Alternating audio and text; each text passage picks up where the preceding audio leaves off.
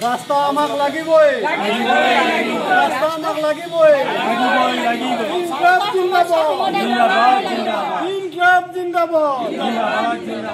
বাৰিষা আহিলে অলপমান বৰষুণ দিলে মানে পিছল হয়, একদম যাব নোৱাৰে, পুৰি যাওঁ, পিছল খাওঁ, আৰু নলা নৰ্দমা নাই। অকমান বৰষুণ আহিলে মানে ভৰ্তি হৈ যায়, মানে গাড়ীও নাহে, চাইকেল নাহে, মানে আহিবই বৰ সমস্যা। সেইকাৰণে চবটো ৰাস্তা হ'ল, আমাৰ প্ৰগতি নগৰ চব হ'ল, চব বাইলানে হ'ল।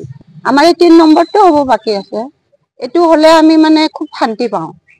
গতিকে এইটো লৈ অনুৰোধ জনাইছো যে এইটো ৰাস্তাটো যে অতি সোনকালে বনাই দিয়ে।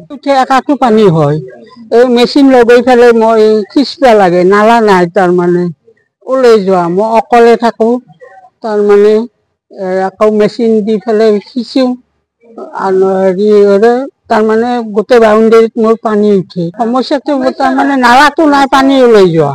ৰাস্তাটোৰ কাৰণে নালাটো হোৱাৰ কাৰণে আমি হেৰি আশা কৰি আছো। আৰু 1999 পৰাই আছো, 1999 চনৰ পৰা আমি এই বাসিন্দাসকলে এই পথটোৰ কাৰণে যুঁজি আছো।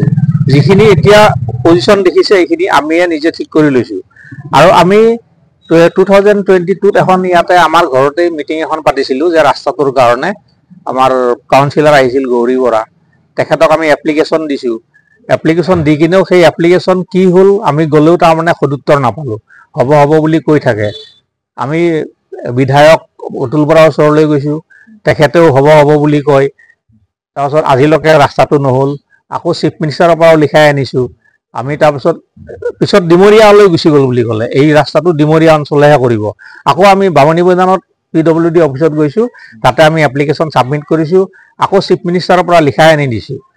তাৰপিছত এতিয়ালৈকে আমি ৰাস্তাটো তাৰমানে অন প্ৰচেছত আছে বুলিয়ে কৈছে। এতিয়া কেতিয়া হ'ব আমি বিজুলী কলিতা মেধিৰ ওচৰতো গৈছো সাংসদ, কিন্তু কোনো সদুত্তৰ পোৱা নাই।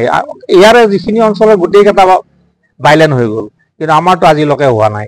ৰাস্তা আমাক লাগিবই ৰাস্তা আমাক লাগিবই ইনকলাব জিন্দাবাদ ইনকলাব জিন্দাবাদ।